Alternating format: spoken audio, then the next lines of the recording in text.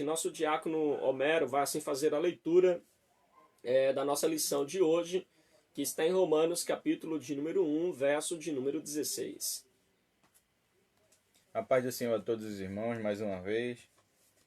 O assunto da epístola, o título, que está em cima do verso 16, diz que o assunto da epístola, a justiça pela fé. O que é justiça pela fé? Porque o versículo diz, porque não me envergonho do evangelho de Cristo, pois é o poder de Deus para a salvação de todo aquele que crê. Primeiro do judeu, também do grego, e assim segue até chegar aos confins da terra, assim que chegou em nós. Amém?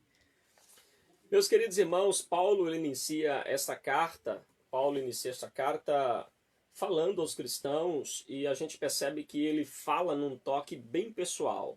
Ele vai usar por diversas vezes pronomes pessoais como a mim, eu, vai usar, por exemplo, o meu evangelho, né?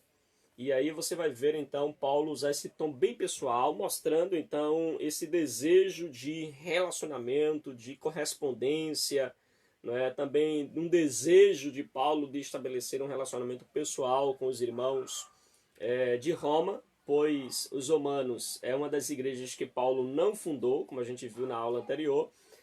Os romanos é uma das igrejas que Paulo também ainda não tinha visitado, então por isso desse tom bem pessoal aí de Paulo se aproximando dos irmãos, se achegando aos irmãos.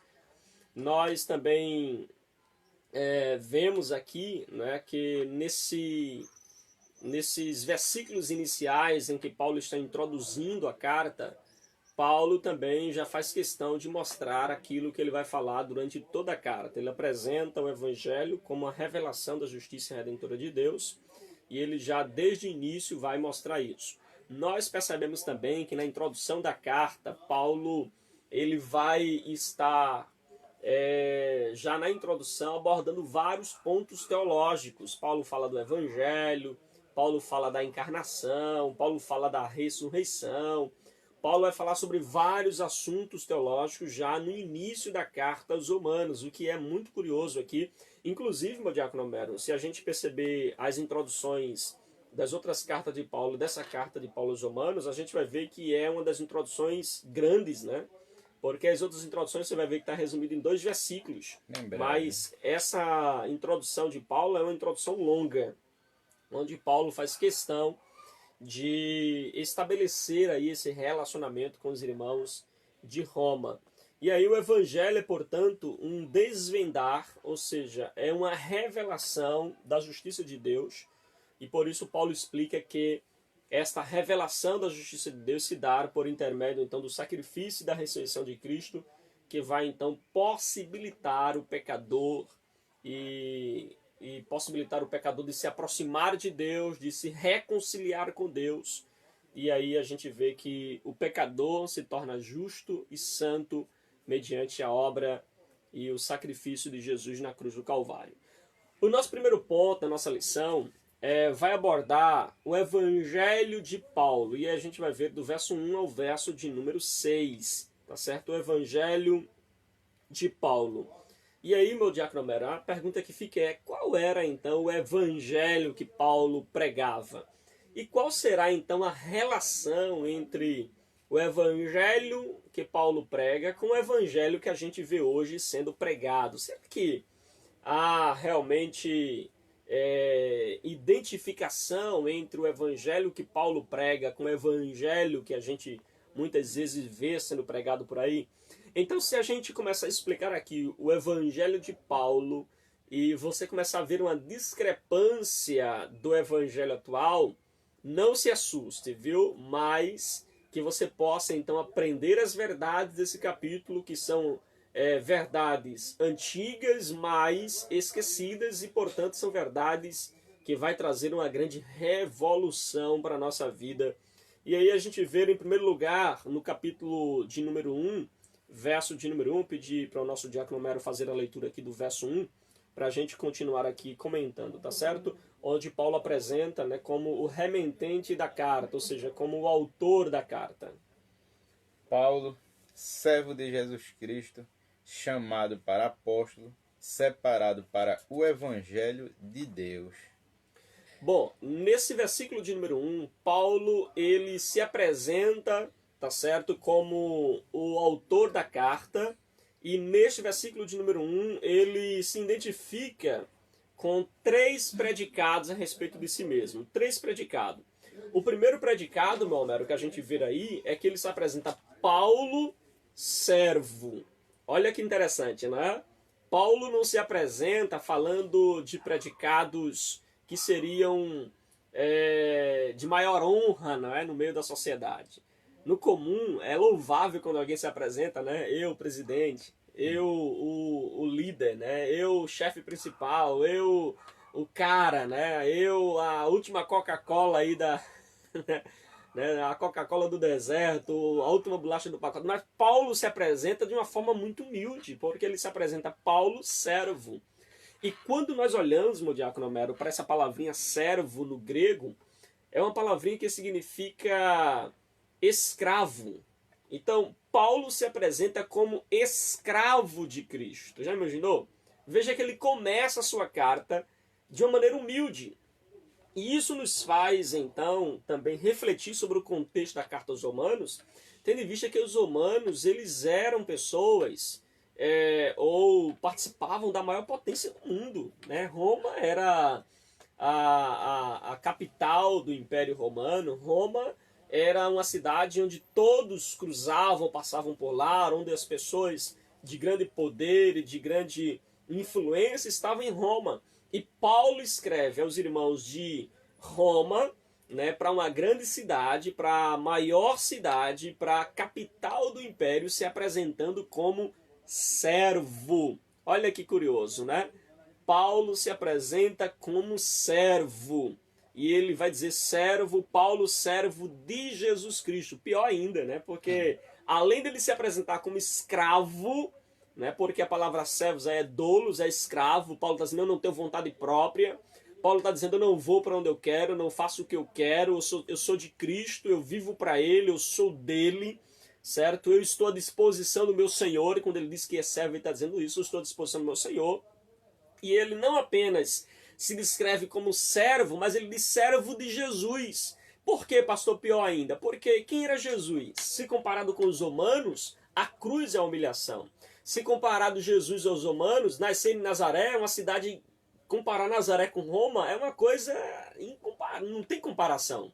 Porque Nazaré, nem mesmo os israelitas, meu diácono Homero, consideravam Nazaré.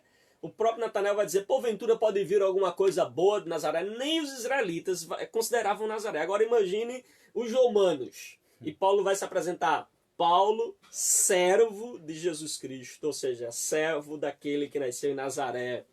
E ele então faz essa apresentação aí, em primeiro lugar, ele se apresenta então como esse servo. Mas em segundo lugar, meu Homero, ele também se apresenta como apóstolo, não é isso? No verso de número 1, ele diz, Paulo, servo de Jesus Cristo, chamado para ser apóstolo. E olha, querido, a palavra apóstolo é uma palavrinha grega que significa enviado. Então Paulo está dizendo, eu sou o enviado.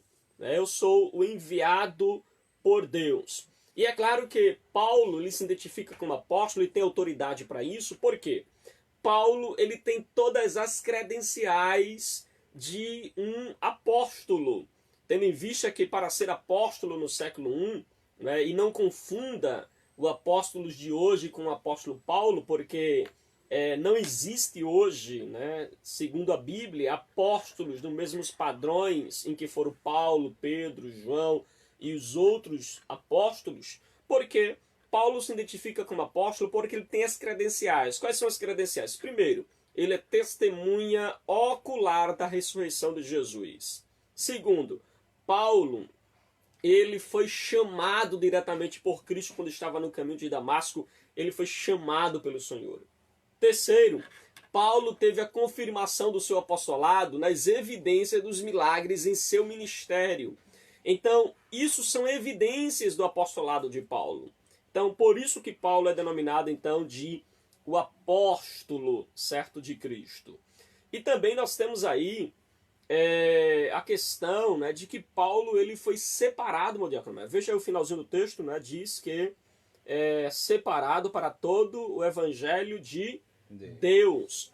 Paulo foi separado. Então, aqui nós aprendemos já 3 coisas sobre Paulo. Primeiro, que Paulo era servo. Segundo, Paulo era apóstolo, não por vontade própria, mas porque foi Cristo que o chamou. E terceiro, Paulo foi separado. Agora você sabe quando foi que Paulo foi separado para ser apóstolo de Cristo? Não foi no caminho de Damasco. Paulo foi separado para ser apóstolo de Cristo desde o ventre. Ele disse que foi separado por Deus desde o ventre de sua mãe. Então observem que Paulo ele é separado por Cristo.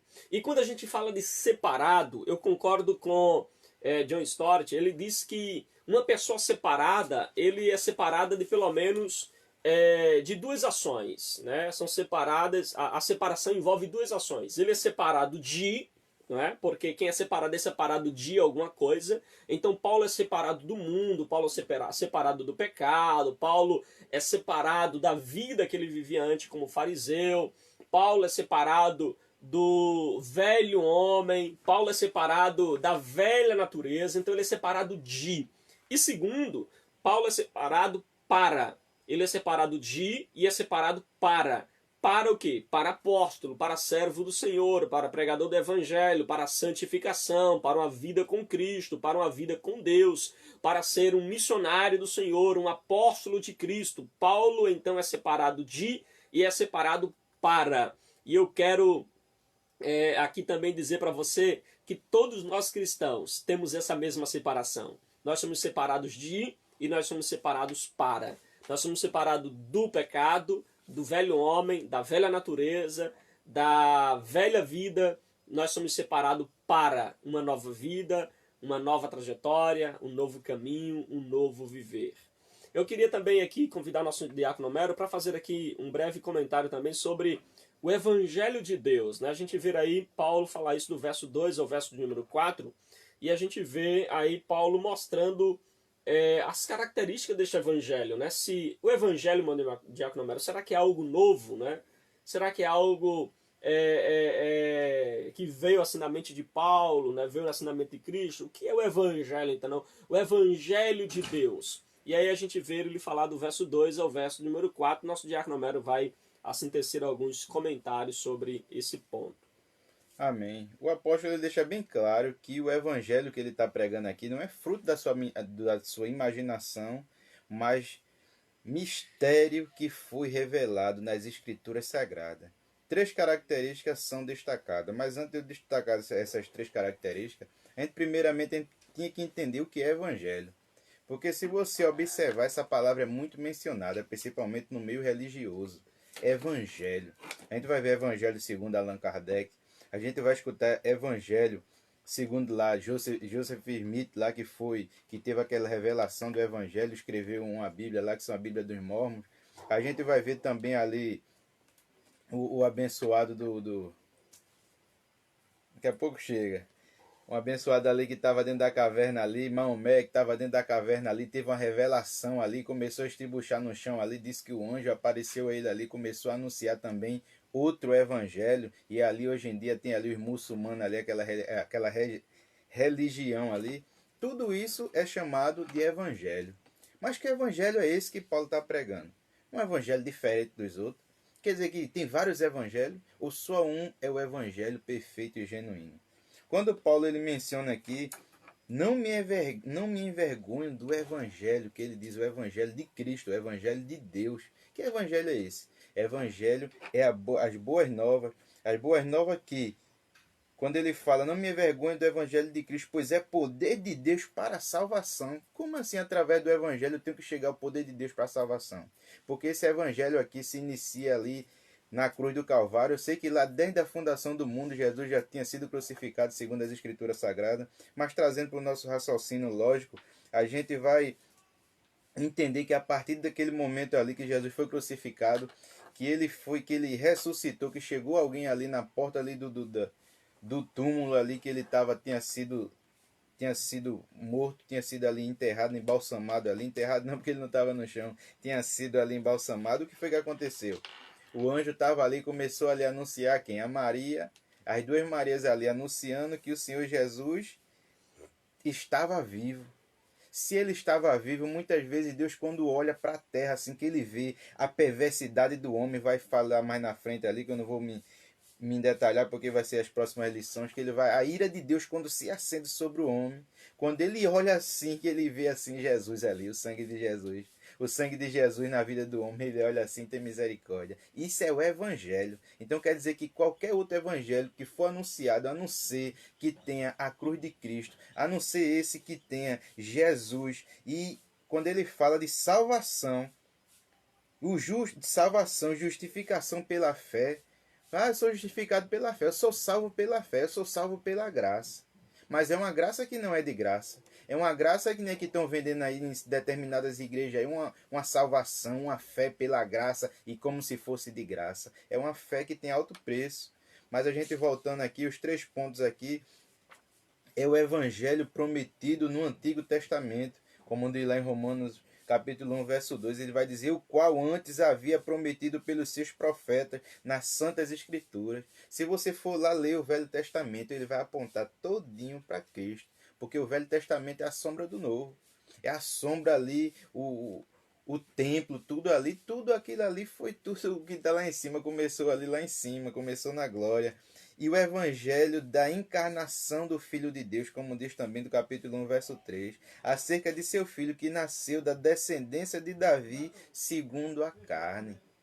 Ele encarnou, veio em carne, Jesus nasceu do ventre de uma mulher, veio ali como homem, sentiu as mesmas paixões, ele não teve pecado, mas ele levou sobre si, como se você carrega seu filho nas costas. Você não é seu filho, mas você leva sobre si. Foi o que Jesus fez ali, carregando nossos pecados.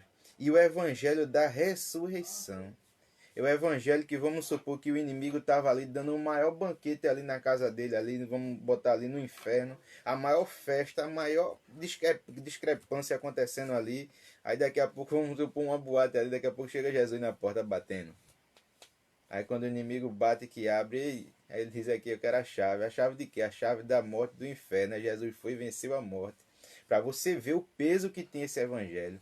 Não é um evangelho que é anunciado de qualquer maneira. Não é um evangelho que é anunciado da maneira que nós queremos. Nós fazemos a vontade de Deus.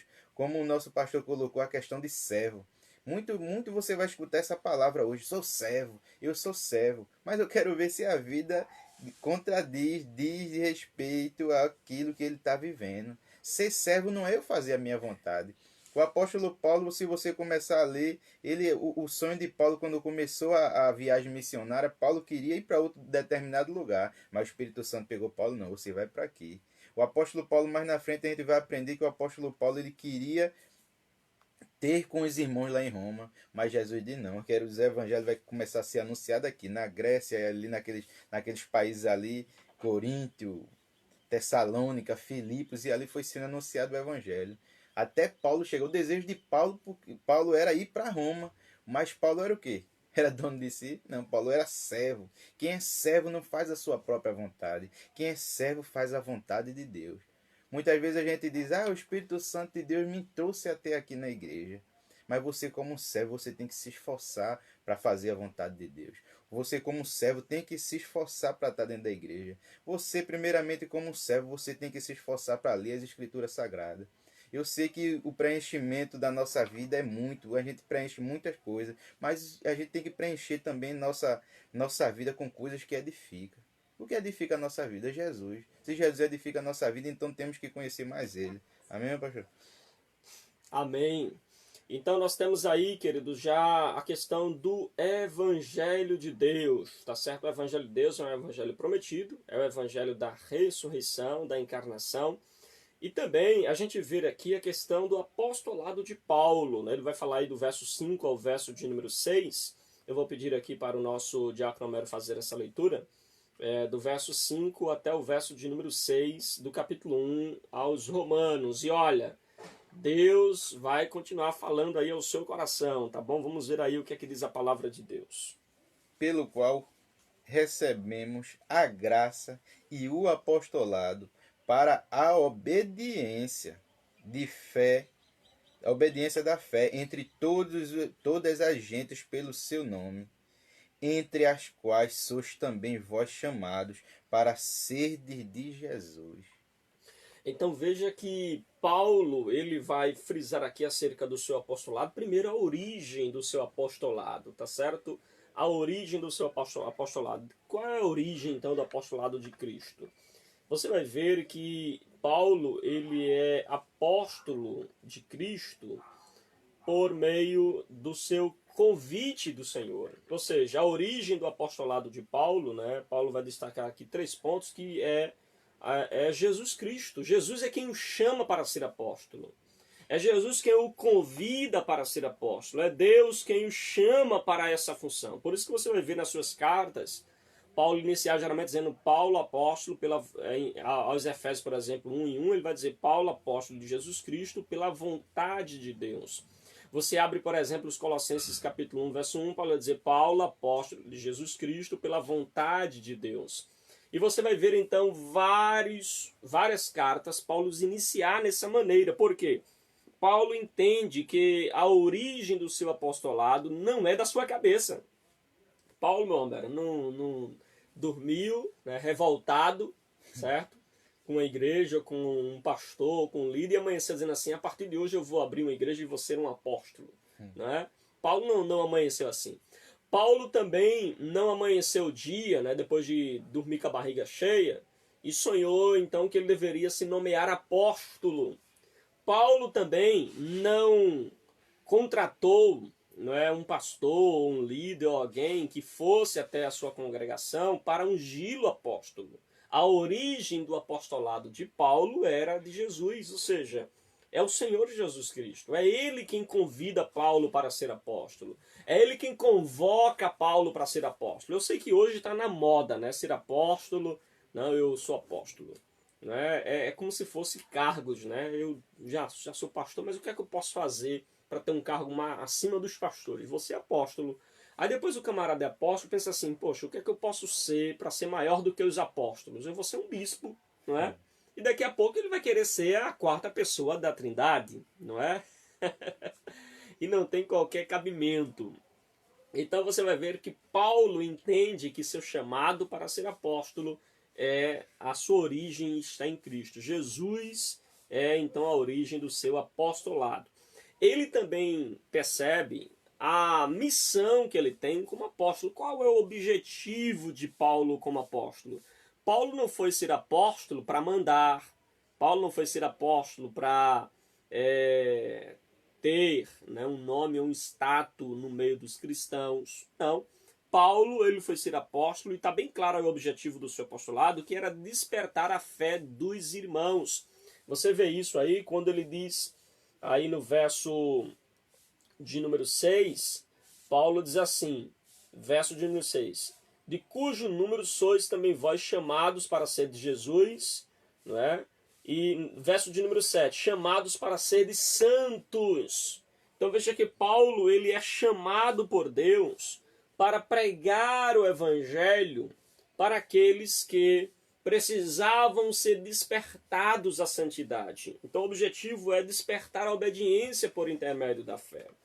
E também o apostolado de Paulo tem um alcance que vai além dos judeus. O chamado de Paulo, né, você vai ver isso também lá em Atos, no capítulo 10, que Paulo diz que ele foi chamado desde o ventre para ser apóstolo, para pregar, foi enviado para pregar o evangelho aos judeus, perante reis e também perante os gentios. Então, o alcance do evangelho na vida de Paulo, do apostolado de Paulo, era que ele deveria pregar entre os gentios, e esses gentios incluía também os cidadãos romanos, aqueles que estavam em Roma. Então Paulo foi chamado para pregar este evangelho a essas pessoas. A nossa lição faz uma aplicação aqui, irmão Diácono Homero, né, que faz assim, Paulo afirmou com alegria sua posição em Cristo, né, ou seja, servo e apóstolo. Qual tem sido o seu sentimento em relação à salvação? Qual tem sido o nosso sentimento em relação à salvação? E outra pergunta que ele faz é, o fato de ser separado para Cristo reflete alegria intensa em seu coração? Ou seja, o fato de você ter sido separado para o Senhor, ter sido chamado pelo Senhor, isso reflete uma alegria no seu coração? Isso traz regozijo na sua alma? Essa é uma pergunta que você deve aí meditar e refletir, tá bom? Agora vamos falar um pouco sobre Paulo e os romanos. Vou pedir aqui para o nosso diácono Homero fazer aí o comentário aí desse segundo ponto, né? Paulo e os romanos, em especial falando aí sobre a questão dos destinatários, não é? Nosso diácono Homero vai fazer esse comentário, né? Paulo e os romanos, que estará aí do verso 7 ao verso de número 13. O pastor Hernando Dias Lopes, comentando esse texto, ele disse que aqui estão as marcas, né, de uma igreja verdadeira. E aí a gente vai ver quem são os destinatários, para quem Paulo está escrevendo, quais são as características desse povo, né, para quem Paulo está escrevendo no diácono Homero. Será que eles eram pessoas que foram chamadas por Cristo também, ou simplesmente sonharam com um evangelho, né, como você citou aí, o senhor citou, algumas pessoas que criaram um evangelho para si? Será que eles têm alguma relação com Deus? Será que eles realmente foram separados para o Senhor? Quem são os destinatários da carta de Paulo aí, que ele descreve do verso 7 ao verso de número 13? Dá uma lida rapidinho aqui do verso 7 ao verso 13, diz que a todos os que estáis em Roma, amados de Deus, chamados santos, graça e paz de Deus, nosso Pai, e do Senhor Jesus Cristo. Primeiramente dou graças a Deus, ao meu Deus, por Jesus Cristo, acerca de vós todos, porque em todo o mundo é anunciado a vossa fé. Quer dizer que só eu chegar no lugar, eu sou servo, eu sou crente. Não, o povo tem que ver o meu testemunho. Porque aqui vai dizer aqui que o mundo é anunciado a vossa fé. A fé, Tiago vai dizer que a fé sem obra ela é morta. Então quer dizer que você vê esses cristãos de Roma aqui, eles tinham obras. Não era só fé, eu creio. Aí ele vai dizer, o diabo também crê. Não adianta só crer. A fé não é só crer. A fé é o firme fundamento das coisas que não se vê e a prova das coisas que se esperam. Porque é que Deus sirvo, porque Deus, a quem sirvo em meu espírito, no evangelho de seu Filho, me é testemunha de como incensamente faço menção de vós. Aí você vê que isso não é só fé, é obras. Ele tentou por várias vezes lá em Roma, pedindo sempre em minhas orações. Orar e ação, tem que ter ação no meio do negócio aí. Que em algum tempo, pela vontade de Deus, se me ofereça boa ocasião de ir ter convosco. Deus é quem tem que preparar a situação. A gente tem um desejo no coração de fazer, a gente vai se prontificar a fazer, mas primeiramente a gente tem que botar Jesus em primeiro lugar. Jesus, é isso que eu tenho que fazer agora, nesse momento, nesse exato momento. No cristão é assim. Quando se fala em servo, quando a gente vem falar em servo, esse servo aqui é no sentido de um escravo de orelha furada. Que escravo de orelha furada é esse? Era o servo ali, era um escravo, mas era aquele que já tinha sido liberto. Estava ali fazendo a vontade do seu senhor por prazer próprio. Ele já era livre. Ele era um servo, ele era um escravo, mas ele era livre. Por que ele era livre? Porque ele já tinha tido o quê? A carta de euforia dele. Ele estava fazendo ali as coisas para o senhor dele com prazer, com bom grado. Porque desejo ver-vos, no verso 11, para vos comunicar algum dom espiritual, a fim de que sejais confortados. Isto é para que juntamente convosco eu seja consolado pela fé mútua.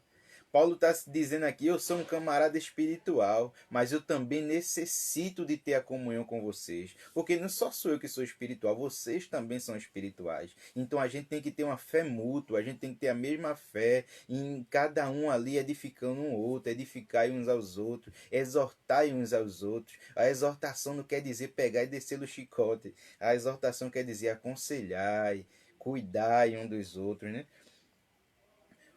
Convosco eu seja consolado também pela fé mútua, tanto vossa como minha. Não quero, porém, irmãos, que ignoreis que muitas vezes, mais uma vez ele está ali reputando, propus de ter convosco, mas até agora tenho sido impedido, para também ter entre vós algum fruto, como também entre os demais gentios. Ele foi impedido, não foi alguém que estava ali pegando Paulo ali, você vai ficar obrigado a ir aqui, você não vai para Roma. Não, não foi assim. Porque existia uma obra ali que Paulo estava fazendo. Paulo não era um servo negligente. Ele estava ali fazendo uma obra missionária e ele não podia abandonar aquelas igrejas ali. Vamos um exemplo. Vamos supor que ele estava em Corinto, Corinto cheio de problema ali na igreja de Corinto, e ele estava ali tratando a igreja, cuidando da igreja, exortando, ensinando, instruindo, e ele não podia deixar ali, porque eu estou a fim de ir lá em Roma e dar um abraço nos irmãos, ser edificado, não. Primeiramente ele tinha que tratar uma parte ali, tudo tem o seu tempo determinado debaixo do sol. E assim, seguindo a instrução aqui, a ação de graças, ele dá aqui a ação de graças em Romanos capítulo 1, versículo 8. Ele também fala sobre a intercessão, que ele diz que sempre intercede pelos irmãos, ele agradece pela vida dos irmãos. A característica, uma das características próprias da carta de Paulo é o agradecimento a Deus logo após a saudação. Ele sempre dizendo, eu dou graças a Deus, eu dou graça porque tudo é graça dele. Nem a minha graça, nem a graça do nosso pastor. É só a graça de Deus que nos basta. E o próprio Deus chegou nele assim, Paulo, minha graça que te basta, nada mais. E no terceiro subponto ele diz, a finalidade da visita. Qual era a finalidade da visita de Paulo? Qual a finalidade de você visitar alguém? Você como cristão, tem alguém que está passando por problema, por alguma adversidade da vida. Qual a necessidade de você ir na casa dele visitar ele? Aí Paulo vai começar a dizer, eu desejo ter com vocês, para eu ser edificado, eu edificar vocês e também ser. Eu passar aqui dons espirituais para vocês e vocês também, a gente tem uma fé mútua. Aí você vê cada ponto dessa palavra de Paulo aqui no verso 8, verso 10 e o verso 11 ao 13, ele vai nos ensinar o modus operandi de a gente viver e ser uma bênção aqui nessa terra. Ser uma bênção no meio dos irmãos. Amém, meu pastor? Amém. Então nós vemos aí, né, a questão de Paulo e os romanos, né? E Paulo ele vai escrever essa carta aos romanos, que eram pessoas chamadas por Jesus, pessoas amadas por Deus, pessoas chamadas, né, também para serem santos. E também a gente viu aí a questão de Paulo sempre dando ações de graças pela vida dos irmãos, Paulo sempre orando pela vida dos irmãos. E Paulo também faz visita com objetivos, né? Objetivo este de confortar os irmãos, de edificar a vida dos irmãos. Vamos então para o nosso terceiro ponto, tá certo? Nosso terceiro ponto da lição de hoje, que é falar sobre o que é o Evangelho. Nosso diácono Homero já fez aqui um breve comentário sobre o que é o Evangelho e nós gostaríamos de assim aprofundá-lo agora neste momento. Para você que está nos ouvindo, o que é o Evangelho para você? Você pode deixar aí o seu comentário, meu diácono Amaro, nossa irmã Luzinete, irmã Ivone. O que é o Evangelho para vocês? Não é? E qual é o Evangelho que tem sido pregado hoje na atualidade? Acho que é extremamente importante a gente entender essa verdade, tendo em vista que há uma distorção muito grande. Meu diácono Homero, acho que eu nunca se teve tanta, né, mensagens falsas pregadas como hoje na atualidade, né? A gente vê hoje, inclusive, né, dentro dessa pandemia que a gente está vivendo, dentro dessa crise que nós estamos vivendo, pessoas fazendo lives e transmissões a toda hora. E se você ver aí algumas transmissões, a gente vê que tipo de evangelho está sendo pregado dentro de algumas igrejas ou por alguns ditos pastores. Por isso eu gostaria de fazer aqui junto com o nosso diácono Homero uma pequena exposição sobre o que é o Evangelho a partir aí do verso de número 14 até o verso de número 17. Só que o ideal, meu diácono Homero, para a gente apresentar o que é Evangelho, é primeiro a gente apresentar o que não é Evangelho. O que não é Evangelho. Então presta bastante atenção, porque eu quero aqui, usando, né, um comentário citado pelo pastor Hernando Dias Lopes, no seu comentário expositivo aos Romanos, ele faz para a gente uma apresentação aqui do que não é Evangelho. Então eu gostaria de frisar isso aqui para que você pudesse entender. Então, o que não é Evangelho? Evangelho que Paulo está tratando aqui não é o Evangelho da prosperidade. O que Paulo está tratando aqui, do verso 14 ao verso de número 17, não é o Evangelho da prosperidade.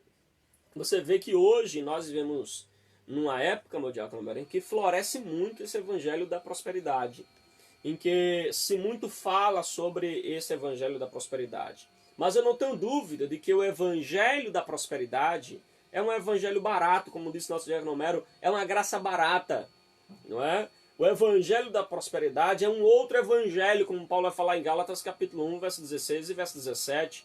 É o falso evangelho, é o evangelho do mundo, é o evangelho da prosperidade, é o evangelho onde não se prega a cruz, né? É o evangelho onde a cruz de Cristo ela é retirada, porque no evangelho da prosperidade não tem espaço para a cruz. É o evangelho que Pedro, usado por Satanás, disse para Jesus, livra desse pensamento de ir para a cruz. Ele chamou Jesus no canto e disse, não, que conversa é essa que tu vai para a cruz, homem?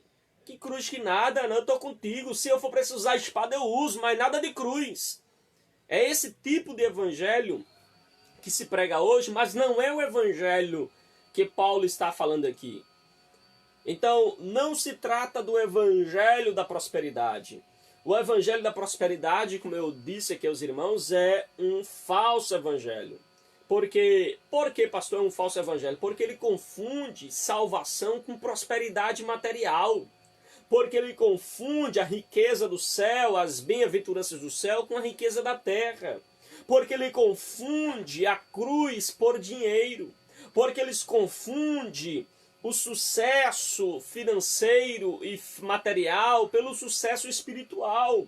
O falso evangelho substitui as promessas do céu, as promessas das mansões celestiais, pelas promessas de uma mansão na terra. Por isso que é um falso evangelho. O evangelho da prosperidade ele é popular, eu não tenho dúvida, mas não é verdadeiro. E não é por o evangelho se tornar popular, meu diácono Homero, que se torna verdadeiro, né? Porque a gente vê aí que há muitas pessoas pregando o evangelho popular, que é o evangelho da prosperidade. Ele atrai multidão, né? Ele atrai multidões e mais multidões. Veja que uma live feita por alguém que prega o evangelho da prosperidade e que ensina a Bíblia, há uma grande diferença em números de pessoas, de comentários, de visualização, de pessoas compartilhando. Você sabia que tem pessoas que não compartilham live como essa? Porque, afinal de contas, eles falaram somente da Bíblia, não é? Só falaram da Bíblia, não trouxe nenhuma revelação especial, né? O diácono Homero não chegou aqui, pastor, eu dormi, fui acordado pelo anjo hoje pela manhã e trago aqui uma revelação para os irmãos. Não tem isso aqui na live, aí não dá para compartilhar uma mensagem como essa. Se fosse um sonho, uma revelação, um novo evangelho, uma nova ideia, alguém compartilharia. Olha, eu vi o diácono Homero, o senhor viu a palavra de revelação que Deus deu para ele, ou para o pastor Fagner, mas não é isso que a gente está trazendo aqui. Então, o evangelho da prosperidade atrai multidões, mas ele não reconcilia o homem com Deus. O evangelho da prosperidade, ele produz até, meu diácono Homero, entusiasmo na carne. Né? O camarada fica entusiasmado, fica impactado, né? Ambicioso, mas não alivia a sua consciência da culpa. Enche o pecador de soberba e não leva o pecador ao arrependimento. O evangelho da prosperidade leva as pessoas à soberba, mas não ao arrependimento. Constrói castelos de areia para as pessoas e não traz nenhuma provisão do céu. O evangelho da prosperidade tem ludibriado muitas pessoas, muitos obreiros gananciosos. Muitas pessoas são atraídas pelo evangelho da prosperidade porque o seu coração são avarentos. A avareza do coração os atrai à prosperidade por causa da avareza do seu coração. Então, em primeiro lugar, o evangelho que Paulo está pregando aqui não é o evangelho da prosperidade. O evangelho que Paulo está pregando aqui também não é o evangelho que está concentrado em prodígios e milagres. Não é. Veja que Paulo não está centralizando o evangelho em prodígios e milagres. Há muitos falsos obreiros hoje pregando um falso milagre, né? Um alívio para o corpo presente, mas não traz cura para a alma. Nós estamos vivendo hoje uma época em que as pessoas estão em busca apenas de milagres, pregam a cura, mas não pregam o arrependimento.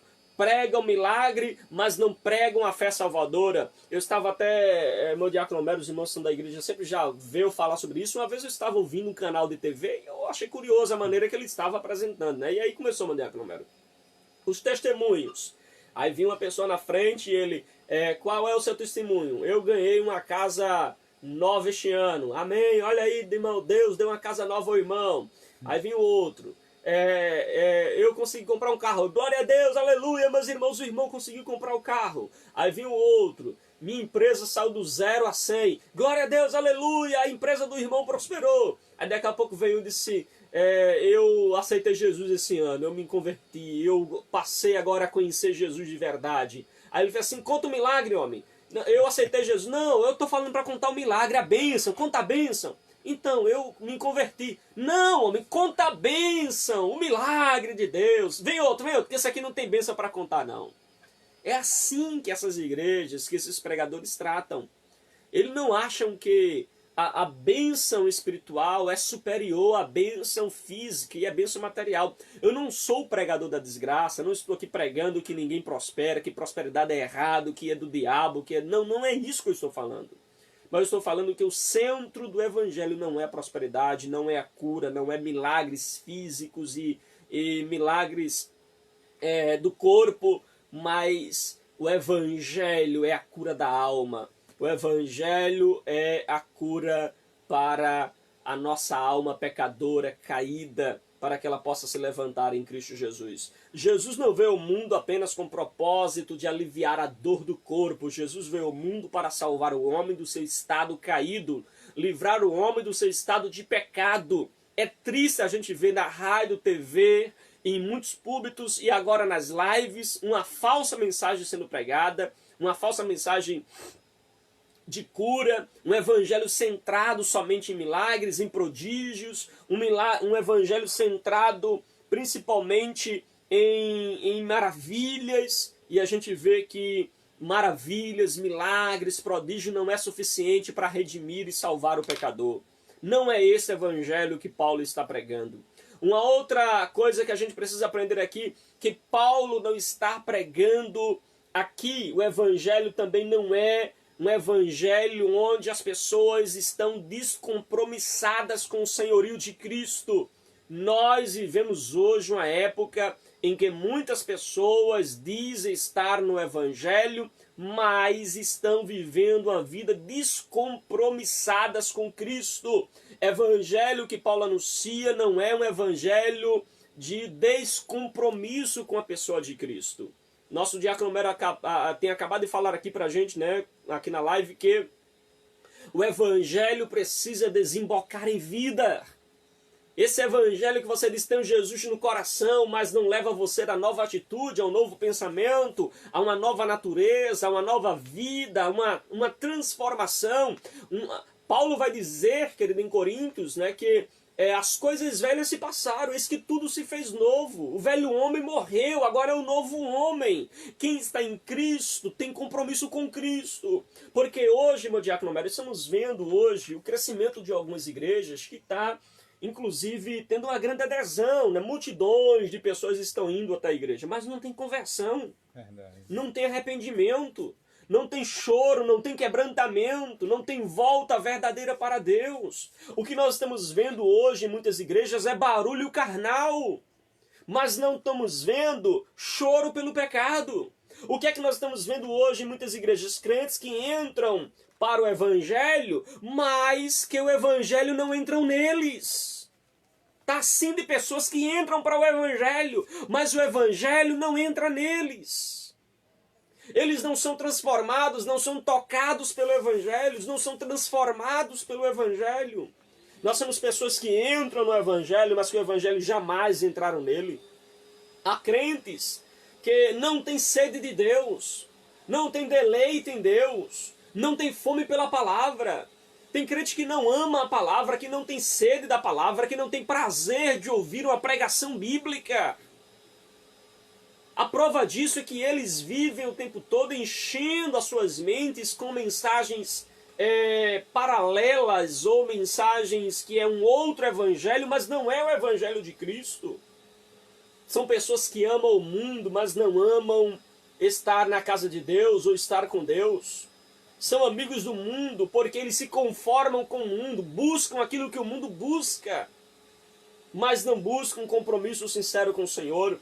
Há muitas pessoas que aderiram à igreja, mas não se converteram a Cristo, professam a Cristo, mas com seus lábios, mas eles negam a Cristo com as suas atitudes, com as suas obras. Chamam Jesus de Salvador, meu Salvador. Até canta, meu Salvador, não é?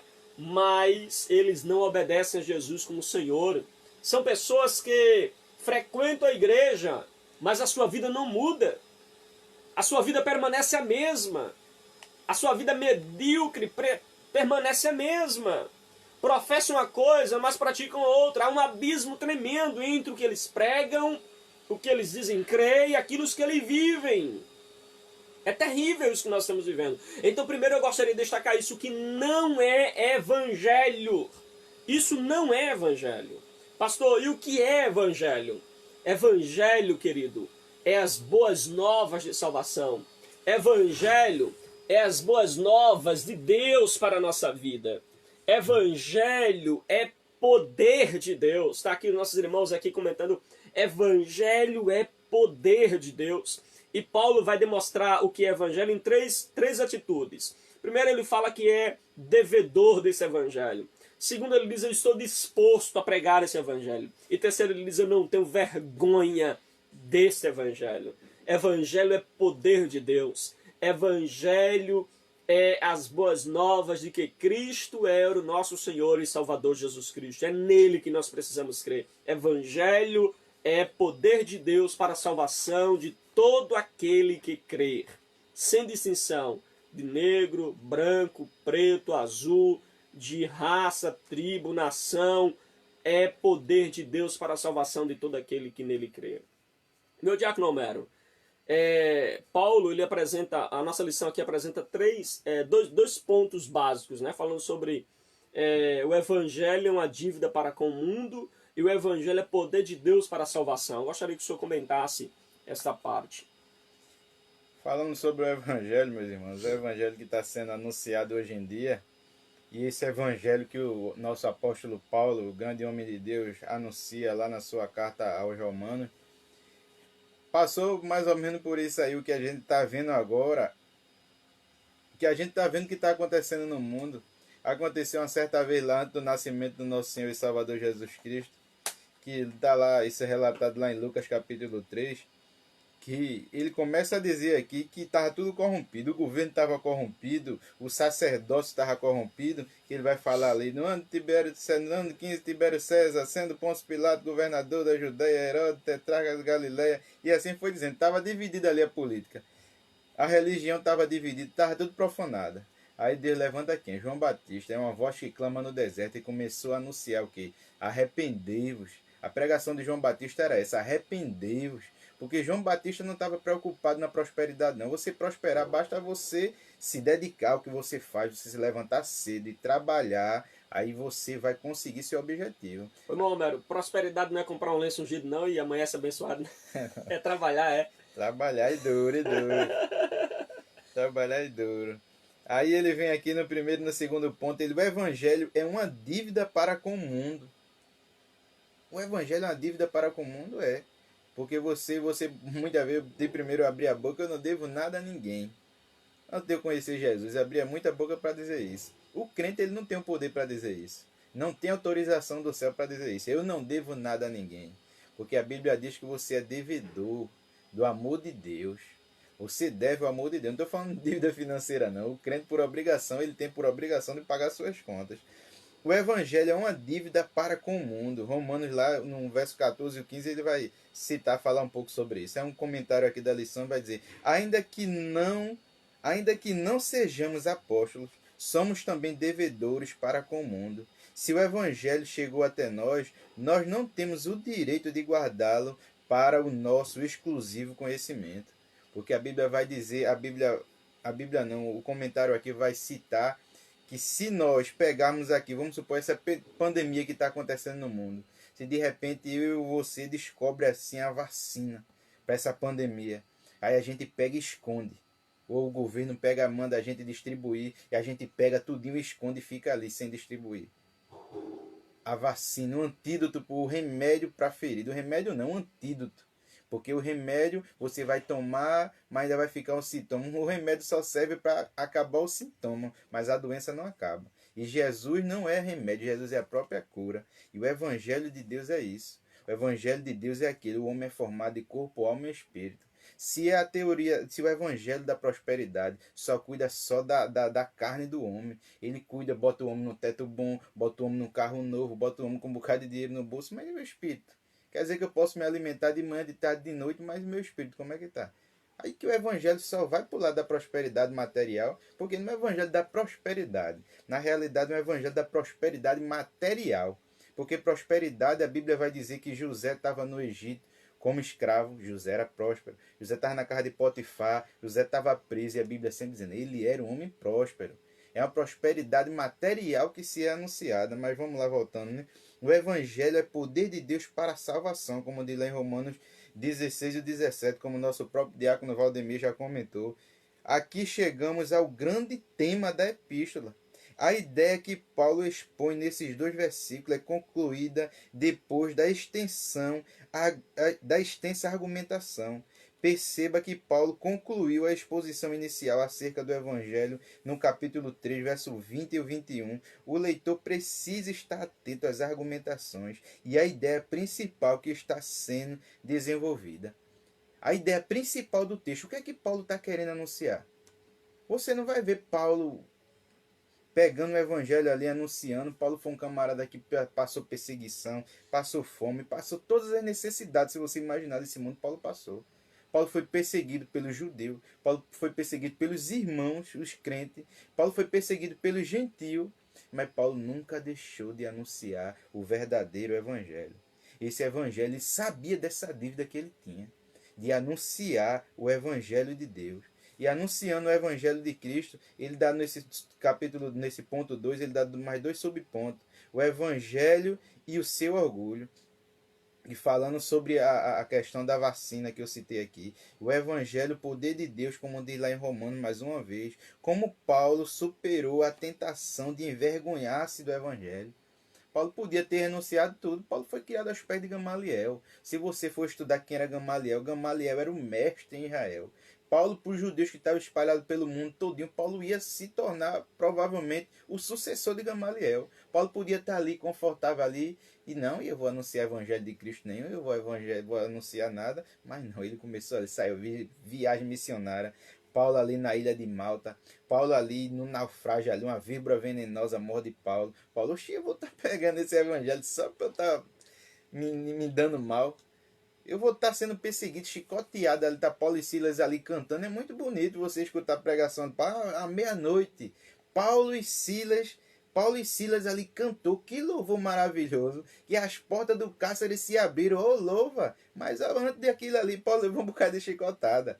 Paulo, depois que levou a chicotada, eu sou cidadão romano, será que Paulo não aguentou cada chicotada daquela nas costas? Será que era um pano que batia nas costas? Não, era chicotada. E o evangelho de Cristo é esse. Paulo era servo de orelha furada, escravo de orelha furada. Ele fazia algo por amor, que você vai ver ele nunca desistindo. Paulo, no final da sua carreira, ele vai lá anunciar, não estou bem lembrado, o pastor corrige aí depois, que ele vai anunciar, não sei se é em Romanos, que ele cita que ele combateu um bom combate, terminei a carreira e guardei a fé. E ali ele vai dizer, eu estou indo agora, ele está finalizando a carreira dele, sabendo que vai morrer. Mas será que Paulo ali, eu vou morrer, se desesperou? Não, Paulo, estou sabendo para onde é que eu vou. E a minha vitória já está garantida. E o crente sabe da vitória dele garantida. E essa vitória garantida, o crente não pode ser egoísta, tem que passar. Tem que passar à frente esse evangelho, essa vitória garantida que muitas vezes nós estamos em dificuldade, muitas vezes nós se encontramos em situações difíceis, mas ainda assim Jesus mostra lá na frente, a tua vitória está aqui, está garantida, não se apeia não, não se desespera não, está acontecendo isso tudo para minha glória. O que acontece com o crente aqui na terra é para a glória de Deus, a não ser se você começa a querer fazer suas próprias atitudes, aí vai dar errado por sua glória. Mas se você viver para a glória de Deus, ainda que a circunstância dê errada, tudo vai acontecer para a glória de Deus. Amém, pastor? Amém. Glória a Deus. Então que você possa aplicar essas verdades ao seu coração. O evangelho é poder de Deus, tá bom?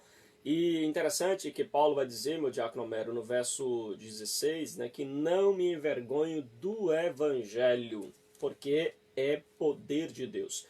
Porém, queridos, Paulo, ele não apenas não se envergonhava do evangelho. Tem uma mensagem pregada por um amigo meu, né, o presbítero Sávio, lá da minha cidade, Itaquitinga, que ele dizia assim: eu nem me envergonho do evangelho e nem envergonho o evangelho, não é? Porque tem pessoas que ele não envergonha, não se envergonha do evangelho, mas tem pessoas que envergonham o evangelho. Tem pessoas que é uma vergonha ser chamado de cristão. Tem igrejas que é uma vergonha ser chamada de igreja cristã evangélica. Porque você não encontra o evangelho na pessoa, você não encontra as verdades do evangelho naquela pessoa. Então, tem pessoas que não se envergonham do evangelho, glória a Deus, mas tem pessoas que é uma vergonha para o evangelho. Infelizmente, nós temos pessoas que é uma vergonha para a fé cristã, porque não representa um verdadeiro pregador, não representa um verdadeiro mensageiro, não prega a mensagem pura do evangelho. Então, que você possa aplicar essas verdades no seu coração e que você possa, então, pregar o evangelho, que é poder de Deus para a transformação de todo aquele que crê, para todo aquele que se volta ao Senhor Jesus. Queremos, assim, fazer uma aplicação para hoje. Queridos, quando foi que você recebeu o chamado de Deus? Você se sente chamado de Deus para algo? Se você é chamado de Deus para uma missão, isso mudou os seus objetivos? Mudou os seus propósitos? Mudou as suas metas?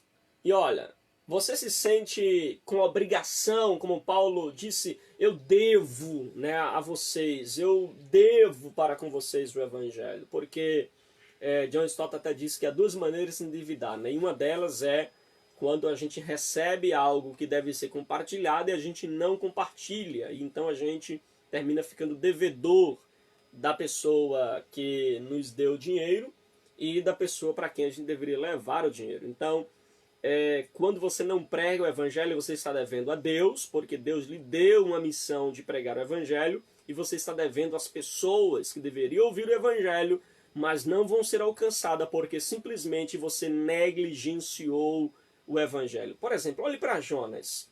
Jonas, quando não vai pregar o evangelho, primeiro, ele está devendo a Deus. E segundo, ele está devendo aos ninivitas, porque eles seriam condenados pela ausência da mensagem de Jonas.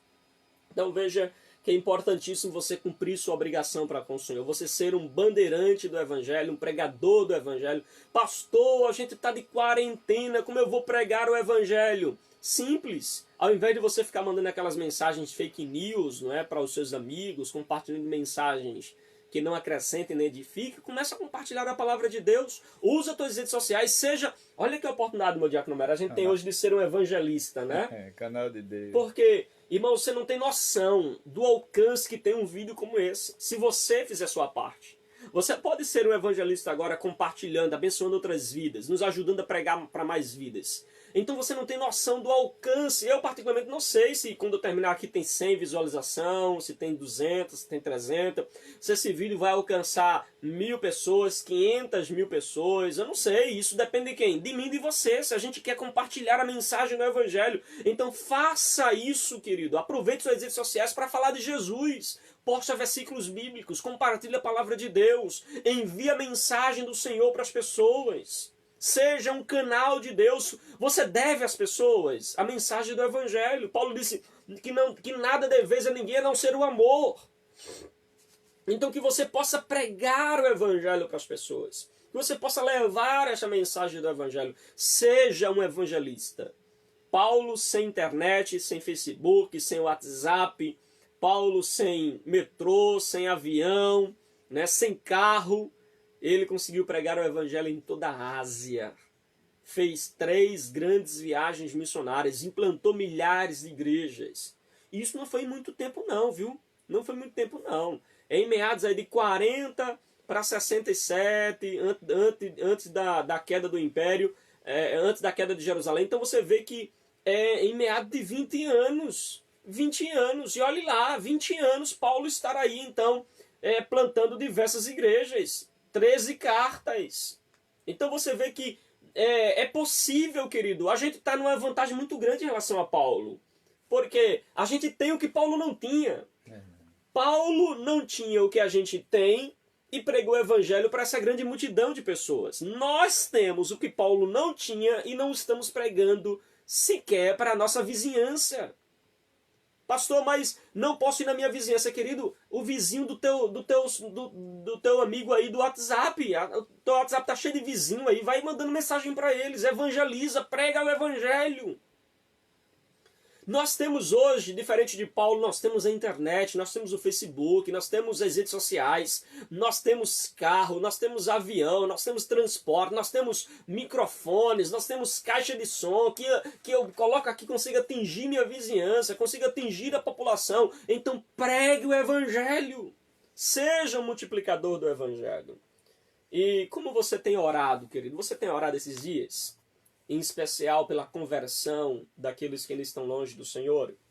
Como você compararia seu compromisso com o Evangelho e o compromisso de Paulo com o Evangelho? Se você tivesse fazer hoje uma escala de 0 a 100, né?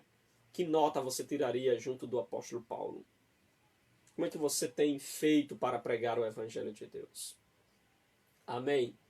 Que Deus te ajude, que Deus te abençoe. Nosso diácono Mero vai fazer assim a nossa conclusão e as considerações finais, também já agradecendo assim ao Senhor por hoje. O Evangelho não era obra simples do intelecto do apóstolo Paulo, mais uma vez, como aconteceu na introdução, ele vai repetir de novo. Para ele, a singularidade da mensagem de Cristo significava a razão de ser do Senhor. O Evangelho de Paulo é o mesmo Evangelho de Cristo, disse F. Davidson. Este evangelho sublime, divino, profetizado e cristocêntrico torna-se como tal a regra dos cristãos. Para você ver que Paulo, quando ele cita o evangelho de Paulo, não era o evangelho que ele achava que era, não era o evangelho que ele queria que fosse, era o evangelho de Cristo. A palavra de Deus genuína, cristocêntrico, Cristo no centro de tudo. Aí você vai ver que o centro da mensagem de Paulo é Cristo. Por mais dificuldade que tivesse Paulo, porque se você começar a estudar aí o que Paulo passou, meu amigo, por menos do que isso, o irmão Homero aqui já tinha desistido. Mas o apóstolo Paulo, você vê que ele é um tremendo homem de Deus. E no final de tudo, ele ainda finaliza: combati um bom combate, terminou a carreira e ele guardou a fé. Aí você vê o que é o Evangelho de Cristo. O Evangelho de Cristo não é aquela situação que você diz: eu determino que seja, a sua voz queira ser maior do que a voz de Deus, não. Vai ser o que Deus quiser que seja. Vai concluir do jeito que terminar, que tem que concluir, da vontade de Deus. Esses dias eu vi uma mensagem, se não me engano foi o diácono Flávio que colocou aí no grupo. Ele falou assim que Billy Graham, né? Eu li o final da Bíblia, eu sei como é que vai terminar a história. Eu li a última página da Bíblia. Eu sei como é que vai terminar a história e vai terminar tudo bem. Por que vai terminar tudo bem? Porque a gente sabe de onde a gente veio. A gente sabe onde estamos e sabemos o final de tudo isso. Por quê? Porque nós conhecemos o Evangelho de Cristo. Então nós não podemos ser negligentes de repassar essa mensagem. Essa mensagem tão maravilhosa que muitas vezes a gente deixa de lado, a gente troca, né, por alguma coisa que não edifica. Mas Jesus é muito mais do que tudo isso. Ele vai nos dar vitória. No caso, ele nos já deu. Ele nos já deu, né? Veio, morreu na cruz do Calvário pela minha e pela sua vida, sendo eu e você sem merecimento algum. Tudo pela graça. Uma graça, se lembre, uma graça que não é barata, uma graça que teve alto preço. E o preço ele pagou na cruz do Calvário. A cédula que nos era contrária. Está lá em Colossenses. Amém? Amém, meus queridos, que Deus te abençoe. Muito obrigado pela sua participação aqui conosco. Obrigado por você ter compartilhado, assistido, comentado, interagido aqui conosco. Que as bênçãos do Senhor repousem, né, sobre a sua vida. Há muitos comentários aqui, meu diácono Homero. Nosso diácono Valdemir, né, falando aqui, dizendo que é um alimento, é um verdadeiro alimento, né? É o poder de Deus, é uma buchada de bode, tá dizendo aqui, ó, a vitamina aí, né? A nossa irmã Maria Antônia também diz assim, e o que dizer também do profeta João Batista, né, que era pregador do deserto. Nossa irmã Ivone participando, nossa irmã Luzinete, nosso querido presbítero Josinaldo Barros, né, que Deus abençoe eles aí, é um mocotó do céu, né, amém, glória a Deus.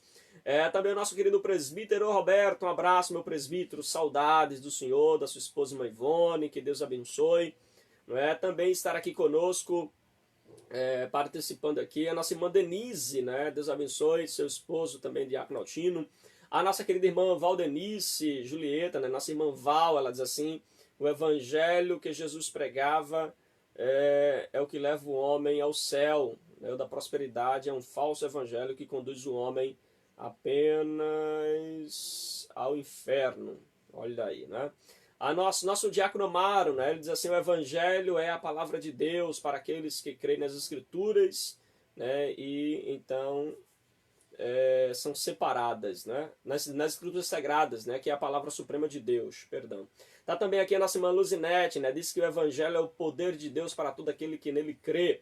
Olha aí, né, nossos irmãos aqui participando para a glória de Deus. Meu querido sobrinho, né, o Flávio Lima, também nos acompanhando ali da cidade de Itaquitinga. Não é? Um abraço, Flávio. Que Deus te abençoe. Saudades, né, também. Amém. Que Deus abençoe os irmãos que estão ligadinho. Ao nosso querido diácono Jonatas. Um abraço, meu diácono. Que Deus te abençoe, que Deus te ajude. Um abraço para toda a sua família. Nós estamos também com saudades aí do nosso diácono. Né? Muito obrigado aí por estar sempre acompanhando, sempre também participando aqui conosco, não é? A todos os irmãos, que Deus continue abençoando. Na próxima semana, meu diácono, a gente vai falar sobre a ira de Deus contra a humanidade. Eita, a ira de Deus contra a humanidade. Prepare o coração, viu? Porque você vai entender o que é a ira de Deus. A gente vai ver como a ira de Deus ela é manifestada, certo? A gente vai ver sobre a culpabilidade dos gentios. A gente vai ver também sobre a punição que Deus dará, né, aos idólatras, tá certo? Você vai entender também o que significa, né, quando Deus diz assim, e Deus os abandonou, né, aos seus pecados, né? A gente vai ver aí em Romanos que Deus, a Bíblia vai dizer que Deus os abandonou, né, nos seus pecados, os entregou à disposição da sua mente reprovável para praticarem coisas que são inconvenientes. Olha, na próxima semana será a bênção do céu, viu? Eu vou estar aqui provavelmente com o nosso diácono Valdemir, né? Eu não sei aí ainda da disponibilidade, como é que ainda fazer aqui, se o Homero vai dar participar, mas a gente vai combinando aí, tá certo? E nosso diácono Valdemir, provavelmente é quem vai estar aqui com a gente, vai estar fazendo aí essa transmissão, e eu tenho certeza que será a bênção do céu para a sua vida, tá bom? Um abraço aí para o nosso diácono Luiz, também a sua esposa irmã Ana, que está sempre conosco, que Deus abençoe. Também saudade desse casal, né? Nunca mais a gente... a vontade é de ir lá dar um abraço nele, mas deixa passar esse período aí, viu, irmão Luiz? Deixa passar. Presidente. Né? É nosso presidente aí da Junta Diaconal. Que Deus abençoe, tá bom? Então, nós encerramos por aqui e nós não poderíamos encerrar de outra forma, né? Vamos orar, vamos agradecer ao Senhor. Quero convidar assim nosso diácono Homero para fazer essa oração final e na sequência eu impetro a bênção apostólica. Aleluia. Senhor Deus e Pai de misericórdia, Deus. Deus grande, Deus poderoso, um Deus tão amoroso, Pai, que deu seu próprio Filho, Pai, para morrer pela nossa vida, Pai. Muito obrigado, Senhor, por tudo que o Senhor tem nos proporcionado. Muito obrigado, Pai, por ter derramado essa graça, meu Deus, tão maravilhosa nas nossas vidas, meu Deus. Perdoa nossas falhas, perdoa nossos erros, nossos pecados, ó Pai. Vai dando, meu Deus, vai restaurando a saúde, ó Pai, de cada pessoa que se encontra enferma, Pai. Vai ajudando, meu Deus, cada um nesse momento tão difícil, Pai. Mas nada foge do controle de Tuas mãos, Senhor. Nos dá um começo de semana abençoado, um domingo maravilhoso, Pai. De comunhão, de confraternização com nossos irmãos, com a nossa família, com nossas esposas, ó Pai. Muito obrigado por tudo, meu Deus, que o Senhor ainda há de nos proporcionar. Muito obrigado por esse momento maravilhoso, Pai, de escola dominical, confraternizando com os irmãos, ainda que distante, ó Pai, mas muito obrigado, ó Pai. O Senhor Deus é dono do céu, da terra, o Senhor é quem manda em tudo, em nome de Jesus, amém, e graças a Deus, aleluia. Amém, que Deus te abençoe, que a graça do nosso Senhor e Salvador Jesus Cristo, o grande amor de Deus, a comunhão e as consolações do Espírito Santo seja com cada um de nós, de hoje para todo sempre. O povo de Deus diz amém. Que Deus